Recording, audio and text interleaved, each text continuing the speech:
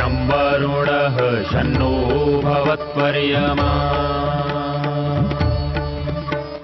शन्न इन्द्रो बृहस्पतिः शन्नो विष्णुरुक्रमः ॐ शान्ति शान्ति शान्तिः।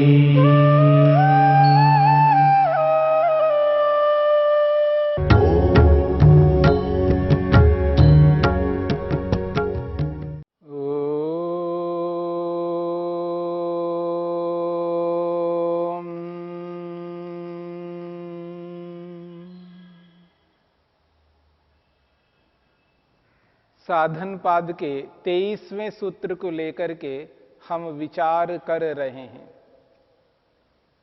स्वस्वामी शक्तियो स्वरूपोपलब्धि हेतु संयोगः। इस सूत्र में संयोग को लेकर के स्पष्ट किया है, संयोग के स्वरूप को स्पष्ट किया है। संयोग किसे कहते हैं? स्व और स्वामी, स्व संपत्ति और स्वामी मालिक, इन दोनों का परस्पर जब मिलना होता है, दोनों का जो संयुक्त है, दोनों का संयुक्त जो स्वरूप है वो संयोग है। स्वशक्ति और स्वामी शक्ति, इन दोनों की जो उपलब्धि है, इन दोनों का जो अनुभव है, इस दोनों उपलब्धियों को मिला दिया जाए और इन दोनों उपलब्धियों के कारण जो बन रहा है वो संयोग है।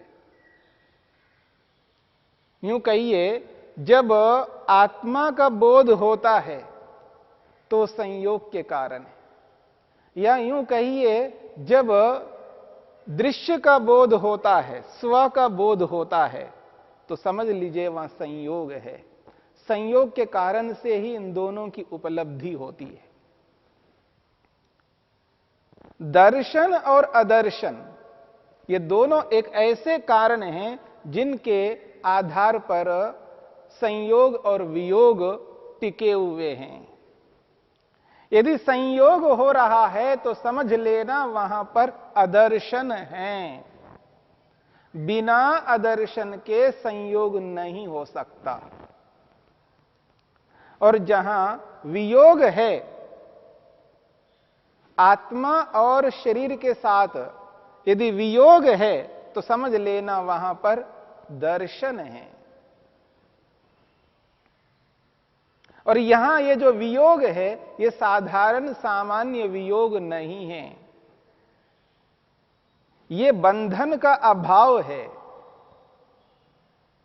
ये जो बंधन है, इस बंधन का जो अभाव है, बंधन का न रहना रूपी जो वियोग है, ये दर्शन के कारण से है। महर्षि वेदव्यास ने स्पष्ट किया है कि ये जो अदर्शन कहा जाता है, किंच इदम अदर्शनम नाम, प्रश्न उपस्थित किया है, आखिर ये जो अदर्शन है, इस अदर्शन को अदर्शन क्यों कहते हैं? इस अदर्शन को समझाने के लिए महर्षि वेदव्यास ने 8 प्रकार के विकल्प हमारे समक्ष प्रस्तुत किया है। अलग अलग विद्वान, अलग अलग ऋषि इस अदर्शन को किस रूप में अभिव्यक्त करते हैं, प्रकट करते हैं, कैसा मानते हैं इस अदर्शन को? वो कहते हैं कि ये जो अदर्शन है, जिसको अदर्शन कहते हैं, क्या किम गुणानाम अधिकारः? पहला विकल्प, गुणानाम अधिकारः, ये जो गुण है यानी सत्व रज तम, इनका जो अधिकार है, इनका जो स्वभाव है, कार्य जगत को प्रकट करना, अपने आप को कार्य के रूप में प्रस्तुत करना, ये सत्वरज तम का अधिकार है। कार्य के रूप में प्रकट होने का जो स्वभाव है, ये सत्वरजतम में है। तो क्या ये गुण सत्वरजतम अपने अधिकार को रखते हैं? कार्य के रूप में रहने का, कार्य के रूप में आने का सामर्थ्य इनके अंदर है। क्या इस सामर्थ्य को ही अदर्शन कहते हैं? ये एक प्रश्न किया है।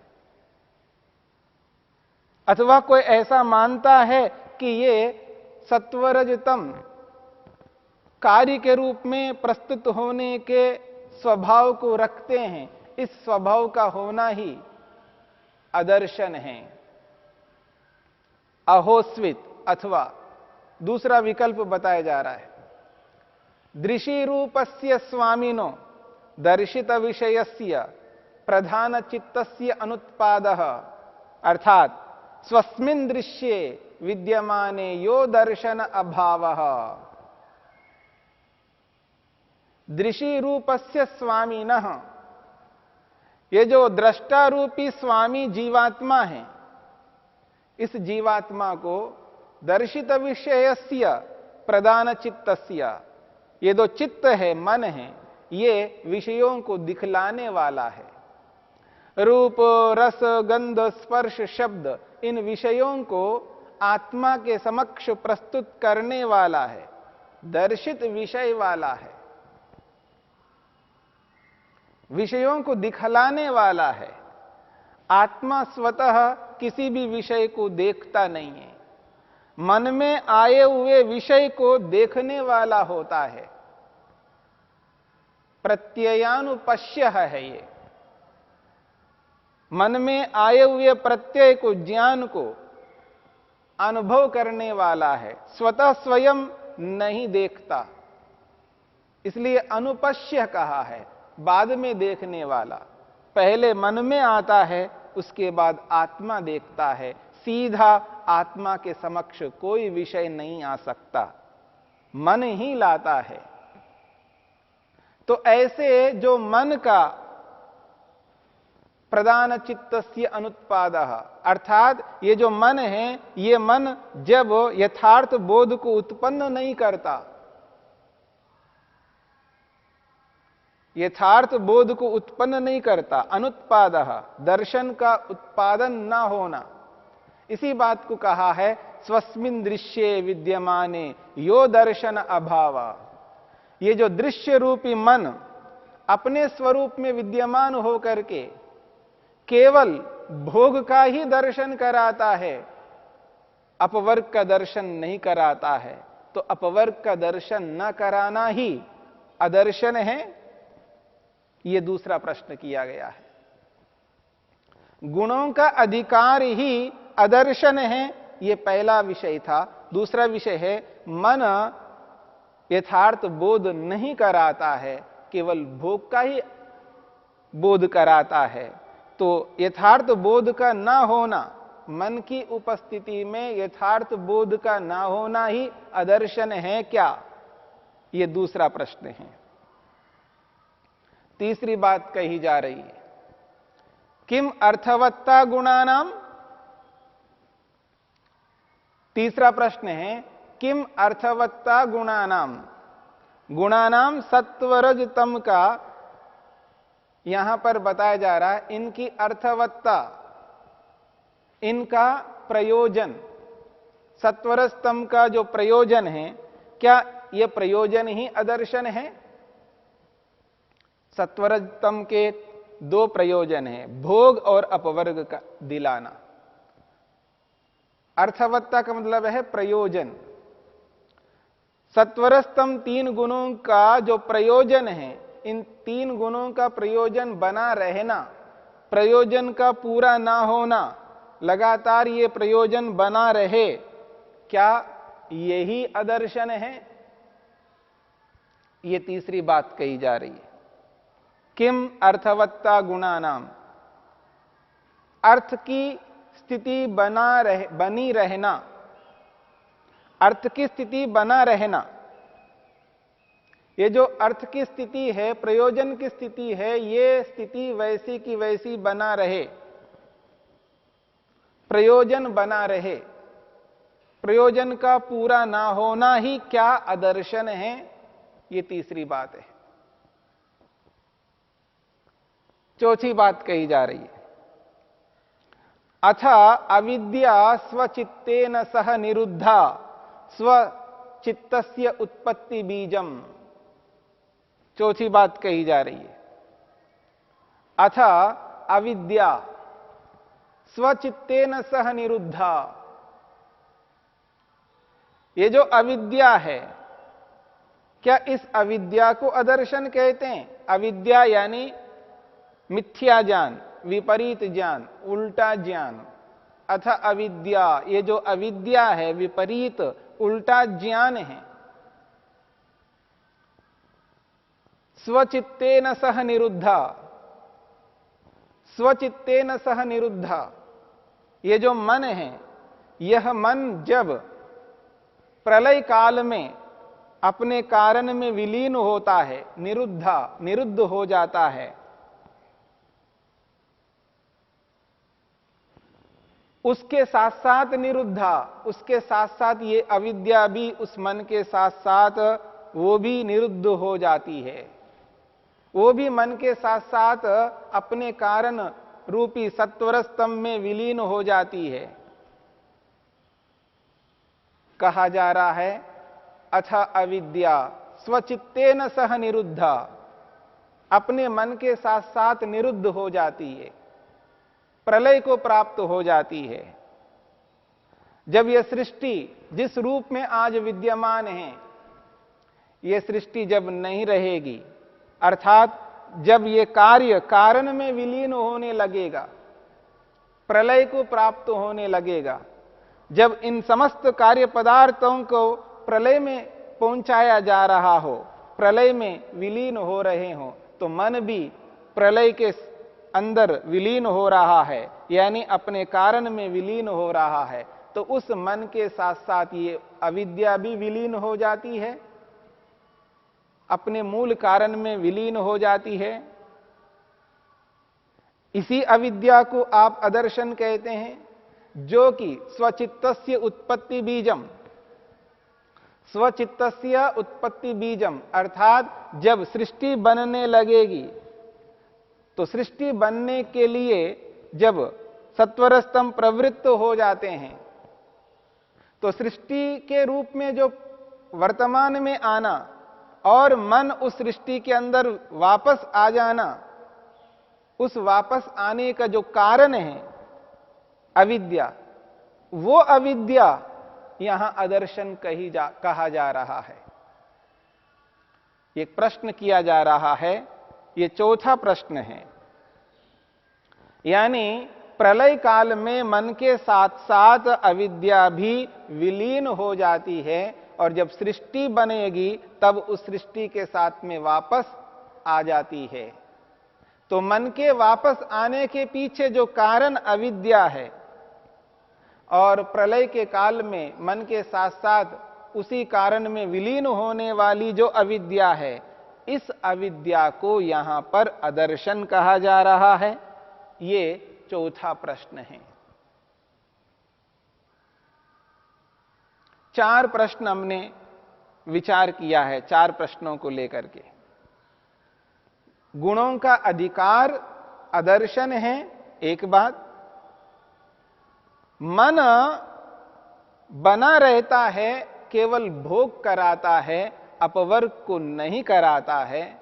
अपवर्ग रूपी दर्शन को न कराना ही ये अदर्शन है।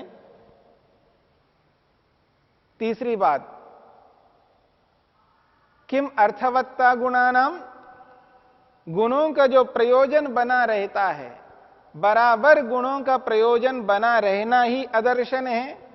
और चौथी बात है अविद्या, जो मन अपने कारण में विलीन होता है, तो मन के साथ साथ ये अविद्या भी निरुद्ध हो जाती है, ये भी उस मन के साथ विलीन हो जाती है। और जब सृष्टि उत्पन्न होती है, तो उस सृष्टि उत्पत्ति का उस मन की उत्पत्ति का ये कारण अविद्या है। ऐसी अविद्या को यहां पर आप अदर्शन कहना चाहते हैं। ये चौथी बात है। पांचवी बात है किम स्थिति संस्कारक्षये, किम स्थिति संस्कारक्षये गति संस्कार अभिव्यक्ति। स्थिति संस्कारक्षये गति संस्कार अभिव्यक्ति। ये पांचवा प्रश्न है। स्थिति संस्कार और गति संस्कार, ये दो प्रकार के संस्कार हैं। सत्व रजतम अपने निज स्वरूप में रहते हैं, ये उनकी स्थिति है। और उस स्थिति में निज स्वरूप में बना रहना स्थिति संस्कारक्षये। अब वो अपने निज रूप में ना रह करके, मूल रूप में ना रह करके परिवर्तित होना, उसका क्षय हो जाना, उसका परिवर्तित होना। सत्वरस्तम जिस मूल रूप में है उस मूल रूप में ना रहकर गति संस्कार अभिव्यक्ति, गति के रूप में, गति संस्कार के रूप में यानी कार्य के रूप में प्रकट होना, क्या ये अदर्शन है? जो बात कही जा रही है, सत्व रजतम स्थिति संस्कारक्षये, जिस रूप में मूल रूप में है उसके मूल रूप का ना रहना, मूल रूप का ना रहना और कार्य के रूप में परिवर्तित होना, क्या यही अदर्शन है?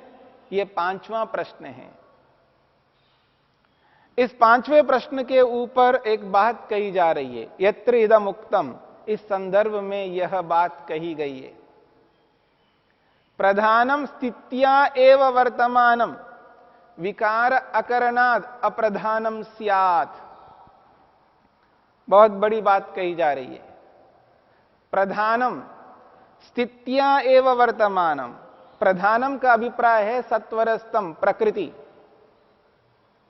ये जो सत्वरस्तम रूपी प्रधान है, स्थित्या एव वर्तमानम, अपने मूल रूप में ही विद्यमान बना रहे, अपने मूल रूप को परिवर्तित ना करे। स्थित्या एव वर्तमानम, अपने निज रूप में ही सदा विद्यमान रहे।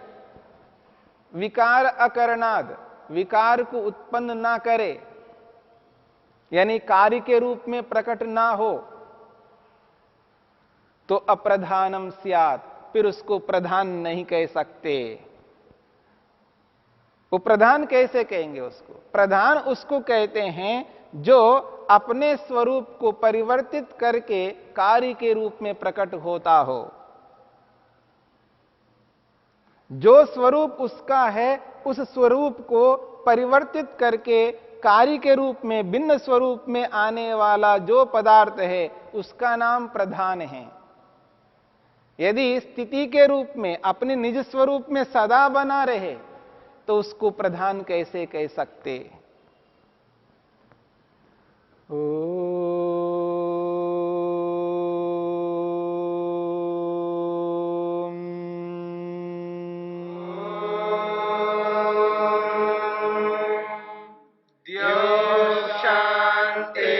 शांतिरंतरिक्षं शांति पृथिवी शांतिरापः शांतिरोषधयः शांतिः वनस्पतयः शांतिर्विश्वे देवा शांतिर्ब्रह्म शांति सर्वं शांति शांतिरेव शांति क्षमा शांतिरेधि। ओम शांति शांति शांति।